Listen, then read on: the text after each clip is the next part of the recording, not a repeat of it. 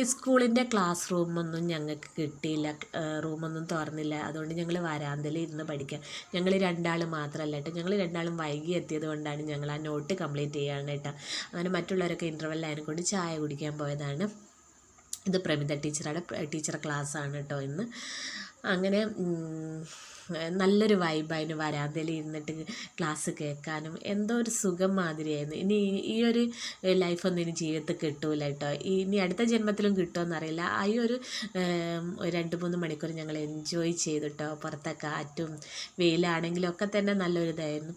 പിന്നെ ഇത് ദിവ്യ ടീച്ചറെ ഹസ്ബൻഡ് കൊണ്ടുവന്ന വാച്ചാണ് കേട്ടോ. അങ്ങനെ പിന്നെ ഞങ്ങൾ ചർച്ചകൾ ചെയ്തുകൊണ്ടിരിക്കുക. ചർച്ചകൾ വെച്ചാൽ വിഷു ആണല്ലോ വരുന്നത്. അപ്പോൾ വിഷുവിന് എന്താണ് ഫുഡ് ഉണ്ടാക്കുന്നത്, കൊടുക്കുന്നത് എന്താണ്, അങ്ങനെയൊക്കെ ഉള്ള കാര്യങ്ങൾ തീരുമാനിച്ചുകൊണ്ടിരിക്കുകയാണ് കേട്ടോ ഞങ്ങൾ. ടീച്ചറും ഒപ്പം തന്നെ കേട്ടോ. ടീച്ചറും ഞങ്ങളുടെ കൂടെ സപ്പോർട്ടാണ് കേട്ടോ.